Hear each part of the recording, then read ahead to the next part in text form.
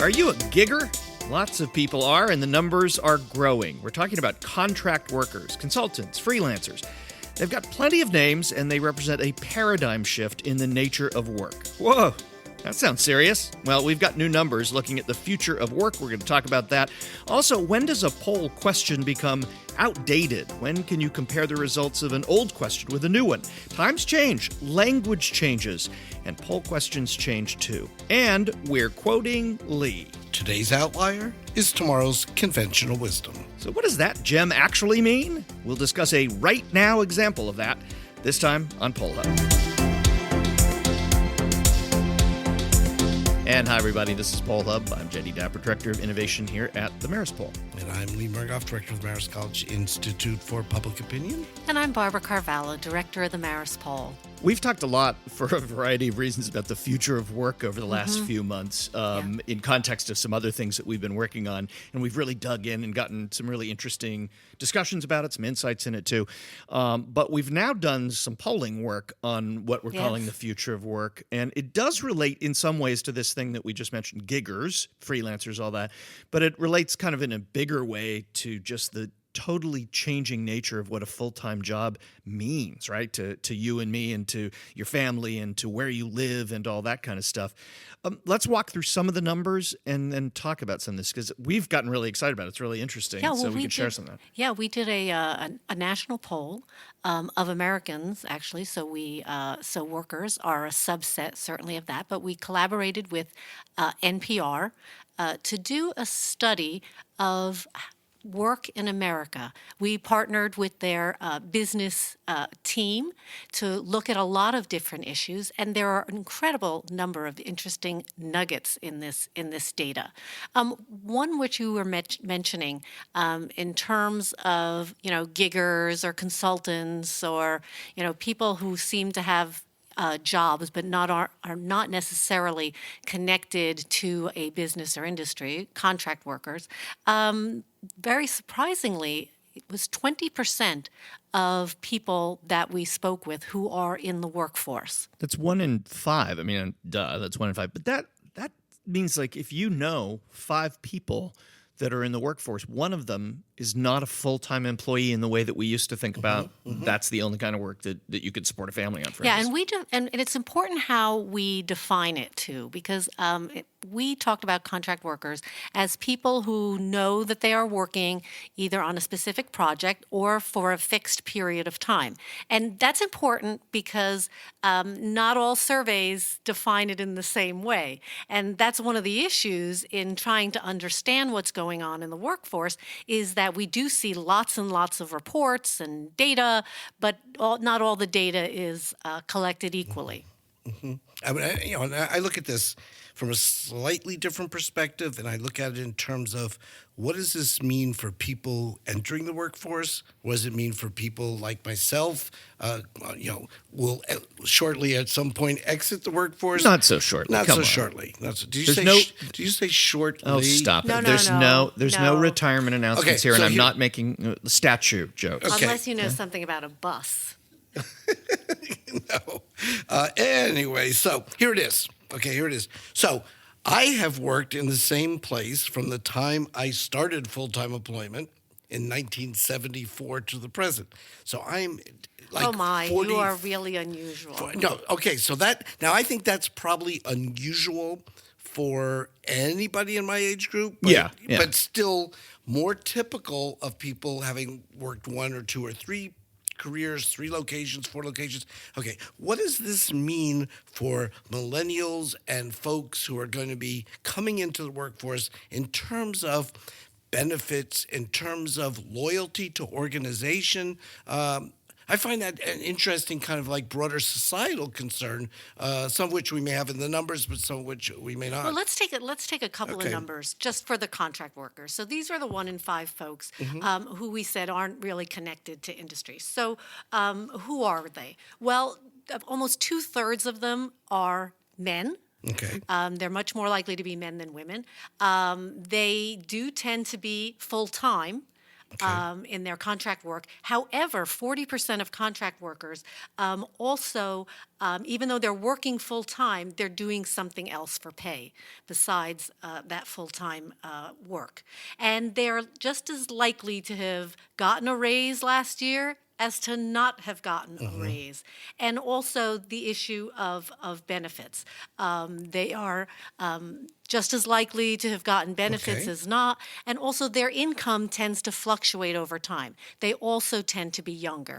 So under 45 years of age. Which kind of gets to the point I was, and then I think of what does this mean in terms of organization, history of organizations, institutional memory, loyalty to organizations. I think if I was the head of an organization, I would have that concern, understanding why I might want to move in the direction of contract workers, but also worried about what that means just for how that organization is going to look like in 10, 20, 30 years. Yeah, I mean, I think coming from the standpoint of being an entrepreneur and starting a couple of companies, one of the things that I had to work with, and anybody who does, even in giant companies, has to work with, is the competition for the bottom line. And if it is less expensive, and there are a variety of other benefits to hiring people on a contract basis, there's that competition versus the softer side of it, which is the company culture and the ability to have loyalty, to earn loyalty from employees, or for those employees to have institutional knowledge, which does provide benefits to the company, but they're soft, somewhat intangible benefits that an investor or a shareholder is going to go, I don't care, show me the money this quarter. And I think that's part, on the company side, I think that's part of what's going on. On the employee side, it's interesting because I worked with and hired a lot of people as employees, but most of the time they came in initially as freelancers. And many of them, after they left working with one of my companies, have gone back to this contract or freelance work, and they like it. They like the flexibility. I was just going to ask that, the flexibility part. And the benefits thing, think about it. 25-year-olds, even 30-year-olds, until they have kids, until they own a home, until you start getting those kind of adult responsibilities, do you care about benefits? I mean, that's one of the problems. Not so much. The challenges with Obamacare is that, or any health insurance program, if you don't get the kids insured who don't cost very much, the whole thing falls apart, and young people don't necessarily think they need it. And, Lee, just to kind of highlight how different you are in your employment life. Can we edit just out? in employment life? We'll leave it there. Life. Yeah, we'll leave it there's there. There's a whole nother episode, how different you are genuinely, and that's going to be fun. We'll look forward to it. But 32% of American workers actually change jobs to get to earn a better income in the last year or two, and that number for millennials is 59%. So almost 6 in 10. So they're zigzagging between positions to kind of get a higher, move up that ladder. I think one of the other things that's really interesting about this is that what don't we know about this future of work? What do we need to poll? What do we need to find out that we don't know from this? So we know the percentages, we know the size, we know how many are getting benefits and all that. How do we find out, though, how it's changing that softer thing, which is culture, families, I'm thinking about stuff the like that. Organizational dynamics. Organizations on the company side, but what about family sides? How does it change the family when somebody's having to work 2 or 3 jobs, piecing it together, but some of those jobs are at home, so they have the flexibility to pick the kids up at home?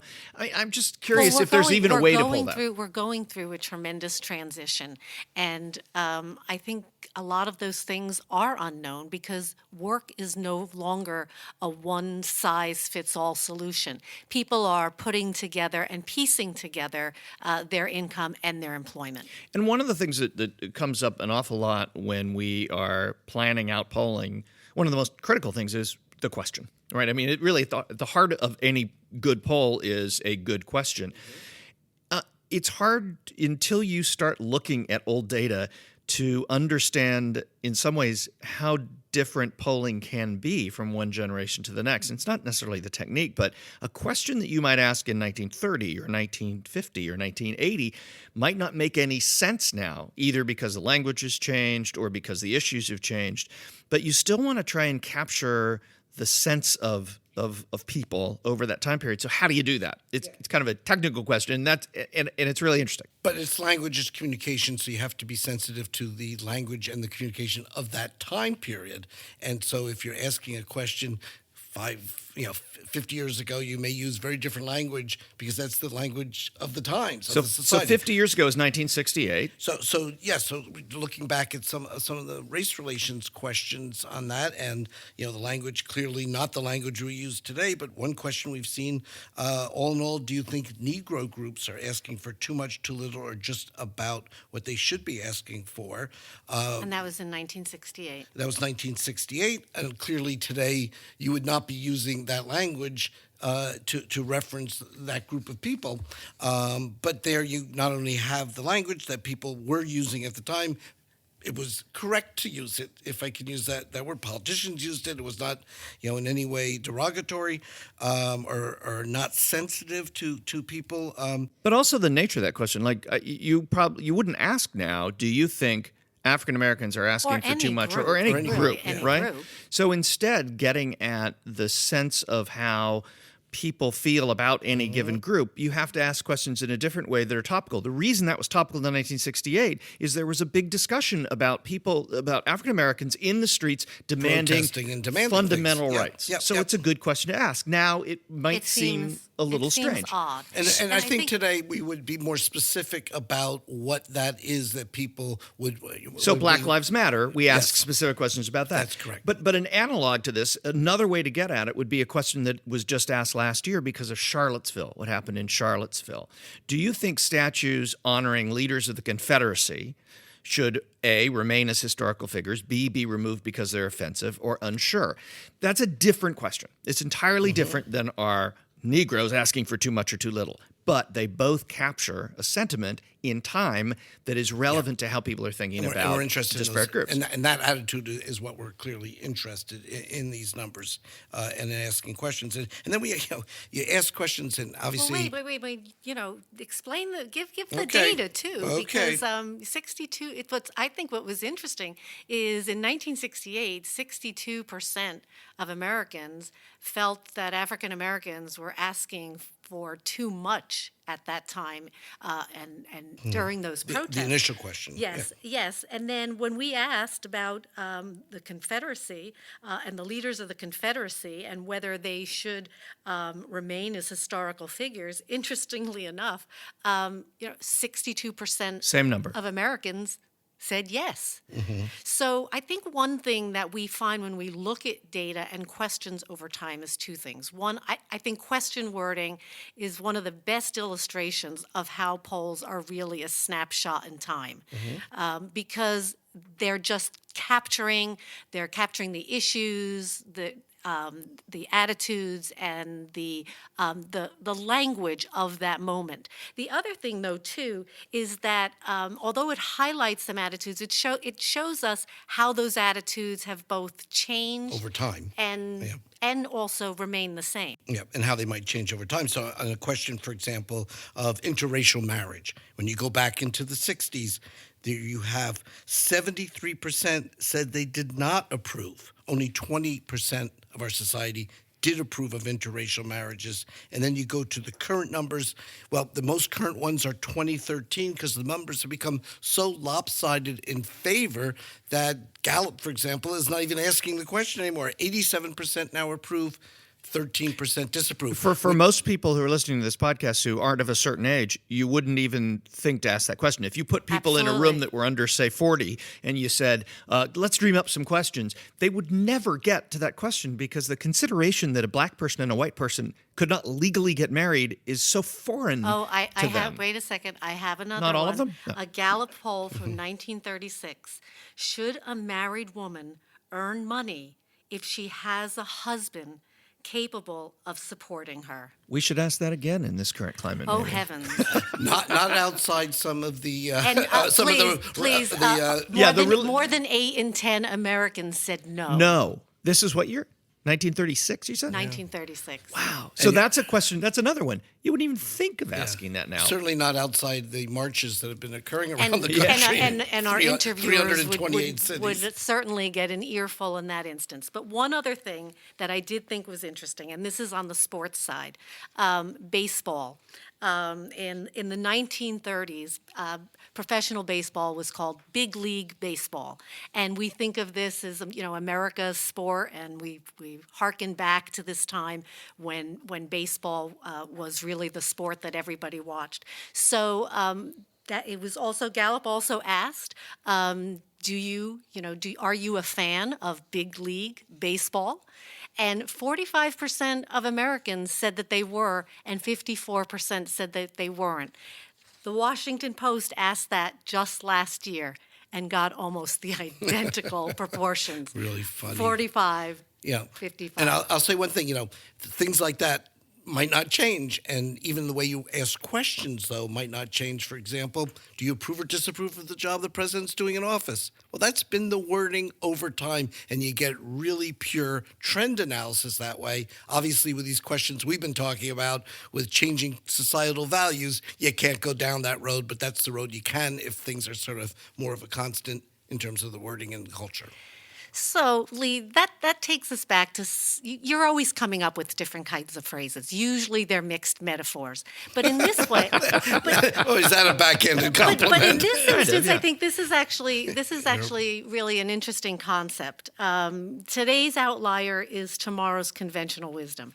What are you talking about there? Well, it's funny because I do say a lot of things very often in class, and students come back and say, you said such and such 20 years ago. I thought that was really interesting. I don't have a clue that I said it, although it does sound like something I might have said. This is something I do know I say because I say it a lot, and I still say it. And that is, you do polls, you put them out, and what if your numbers are a little bit different than, or maybe a lot different than what everybody's seeing in everybody else's polls, or even in your poll at a previous time? Oh, but I thought all pollsters kind of got together in a room and conspired to have certain numbers. Yes, it is that conspiracy that we do not do. Right. You couldn't get pollsters to agree on something around a table, if you, as you know from having been at a group of those gatherings.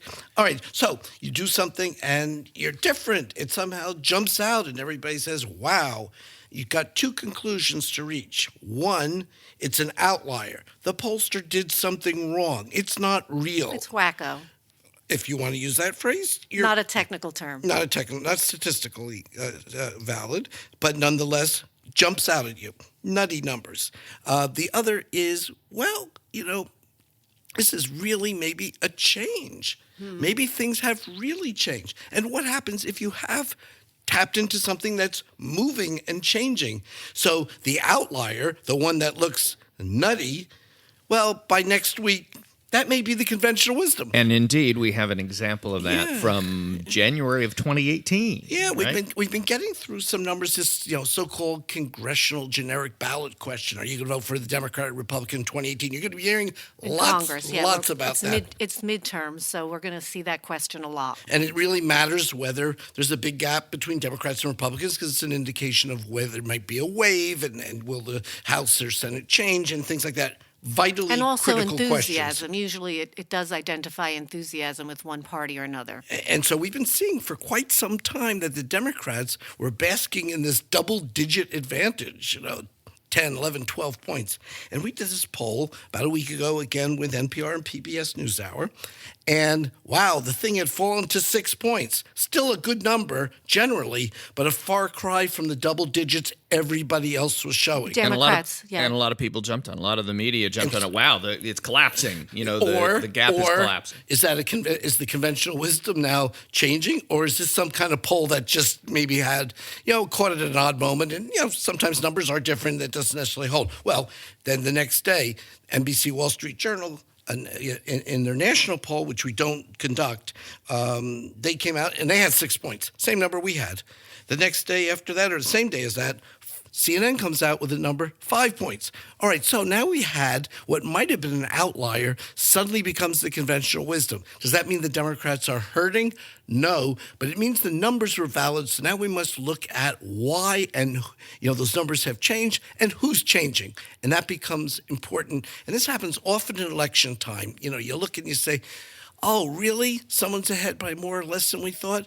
Well, what was the proportion of Democrats and Republicans in the sample? Maybe it's an outlier because they had too many of one and not enough of the other. And I think sometimes you have to take a look at who's doing it, how they're collecting the data. In each of these 3 instances, these were surveys that were done in a scientific, probability-based way, the so-called gold standard, using live interviews, talking to people on landlines and cell phones, which we've talked about in previous podcasts as being a good way to go about things. What I love about this example is what you just got at, which is, okay, now draw some conclusions from it. And the conclusion that was drawn broadly across the media was, the Democrats' lead is collapsing and all the passion is moving back towards Donald Trump. But we talked about it, looked at it, and pointed out that this gap has closed, has narrowed and widened over time over the course of the Trump presidency. And most of the closures, most of the narrowing has come when the president has behaved himself, for lack of a better term, either stayed off Twitter or not caused a big commotion. He can't find his mobile device in the residence. Somebody stole his phone. But the other piece of this is that throughout all of this, there's actually been a constant. It's not the top number; it's the bottom number. Right? Yes, I was just gonna point out that, Jay, you pointed out that although the Democrat number has been moving up and down, the number for Republicans has been pretty steady, from the high 30s to not ever going over 40, at least in our poll. So that is really an interesting observation and a takeaway and something to monitor as we continue into the midterm year and looking at the congressional elections. And the last point on this, Lee, and we'll give you the last word. I love what having does this the last say? word. You do prefer to have the last word, and that's why we're going to do this. What does this say to people who average polls or who look at the averages of polls and write stories about that, base ideas about that, and opinions about how things are going? Well, we would think that's somewhat dangerous because you're mixing in good polls with bad polls. And also, if public opinion is shifting, then that last poll is not going to pull the average of a dozen polls all that much, but it may be the one that is now really the real numbers. So pitch the conventional wisdom. It's not an outlier. It's the beginning of a new conventional wisdom. Very interesting. But that will do it for this edition of Poll Hub. Poll Hub is a production of the Marist Poll at Marist College in Poughkeepsie, New York. We want to say a big thank you to our executive producer, Mary Griffith, who keeps us all honest.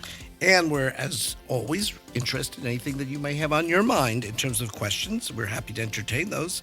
And you should put those to us at pollhub@marist.edu. And now, Mr. DeDapper, you have something to add. I do. You can follow us on Twitter and Snapchat and Facebook, and you can also submit questions there. Also, the biggest selling device over the holiday season, electronic device, was the smart speaker, which you may have heard of. These are things that are around the house, and you just talk to them. For instance, Amazon's is Alexa, and you say, "Hey, Alexa." Well, you know what you can do? You can say, "Hey, Alexa, play the Poll Hub podcast," and it will do so. Wow. So if you have Alexa sitting around your house and you want to do that, make sure you enunciate correctly, though, because if you say, "Play the Toll Pub podcast," you'll get something about the toll of drinking too much, for instance, podcast. And that's boring. That's just if you say, fun. "Alexa, what's the best podcast on polls?" what would she say? We haven't gotten to Jeff Bezos yet to find out if he can reprogram Alexa to say Poll Hub. I think right now she stays neutral and says something like, "Whatever you like." Something like that. Anyway, that's it. Thanks for listening. We'll see you next time.